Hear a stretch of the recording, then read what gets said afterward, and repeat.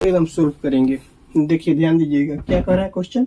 एक व्यक्ति जब अपनी चाल 12 किलोमीटर रखता है तो वह घर से ऑफिस 12 मिनट देरी से पहुंचता है, यानी 12 मिनट लेट से पहुंचता है। जब वह अपनी चाल 15 किलोमीटर कर देता है तो वह 8 मिनट पहले ही पहुंच जाता है। आप ध्यान दीजिएगा कि पहले लोग क्या करते थे, या अभी भी कभी कभी देखिएगा कि अपना स्पीड जब बढ़ा देते हैं तो पहले पहुंच जाते हैं। जहां पर पहुंचना रहता है वहां पर पहले ही टाइम से पहले ही पहुंच जाते हैं, और वहीं कभी स्लो मोशन से चलते हैं। जब अपना चाल गाड़ी की कम कर देते हैं उस सिचुएशन में थोड़ी बहुत लेट हो जाती है। तो वही कह रहा है कि घर से ऑफिस की दूरी कितनी होगी। तो इस ऐसे क्वेश्चन सोल्व करने से पहले आप एक चीज ध्यान रखिएगा कि यदि सिचुएशन पहले और बाद का दिया हो तो दोनों टाइम को जोड़ दिया जाता है। जब कभी कहेंगे दोनों का अंतर तो दोनों टाइम को जोड़ देंगे, और जब कभी पहले पहले दे रहा होगा या देरी देरी दे रहा होगा यानी लेट लेट दे रहा होगा तो सिचुएशन में क्या करेंगे, दोनों का अंतर कर देंगे, दोनों टाइम का अंतर कर देंगे।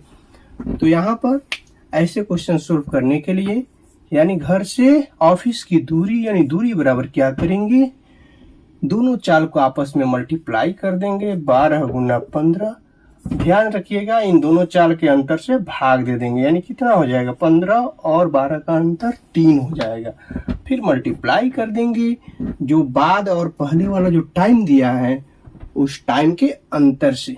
तो यहाँ पर देख रहे हैं कि बाद और पहले जो दिया है उस सिचुएशन में दोनों का अंतर क्या हो जाएगा, दोनों का अंतर जुड़ जाएगा, क्योंकि ये कह रहा है एक देरी यानी देरी हो गया, एक कह रहा है पहले 8 मिनट पहले यानी पहले, यानी दोनों का गैपिंग जो हो गया कितना जुटेगा यानी 20 हो जाएगा, 12 8 20।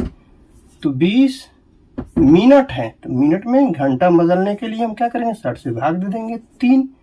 अब यहाँ पर हम भाग दे देंगे 4 5, कितना हो जाएगा 20 किलोमीटर। आंसर चाहेंगे तो इस टेक्निक से शॉर्टली सोल्व कर सकते हैं। आइए अब यहाँ पर हम कभी कभी ये टेक्निक भूल जाते हैं, कभी कभी माइंड से उतर जाता है, माइंड इन दिमाग में नहीं रहता। उस सिचुएशन में हम क्या करेंगे, ध्यान दीजिएगा। मान लेंगे घर से ऑफिस की दूरी कितना किलोमीटर है, x किलोमीटर है। तो x किलोमीटर है अकॉर्डिंग टू क्वेश्चन कह रहे हैं कि 12 किलोमीटर की स्पीड से जा रहा है, तो जो समय लग रहा है 12 मिनट पहले, तो यहाँ पर हम समय निकालेंगे 12 किलोमीटर के अकॉर्डिंग। तो दूरी चूंकि दिया हुआ है x किलोमीटर, अब यहाँ घर से ऑफिस पहुंचना है तो ऑफिस का दूरी कितना है x किलोमीटर। तो चूंकि हमारा समय निकालेंगे, क्योंकि समय दे रहा है, यहाँ देख रहे हैं कि समय दोनों सिचुएशन में क्या कह रहा है 8 मिनट पहले उसमें 12 मिनट देर। तो यहाँ पर हम समय निकालेंगे तो समय जो होता है वो दूरी बटा में चाल होता है। दूरी कितना दिया x किलोमीटर, चाल कितना है 12 किलोमीटर का स्पीड से जा रहा है, यानी जो टाइम में टेकअप हुआ ये रियल टाइम से कितना अधिक लग रहा है, 12 मिनट अधिक लग रहा है। तो इसमें 12 घटा देंगे तो रियल टाइम हो जाएगा, रियल टाइम के बराबर आ जाएगा।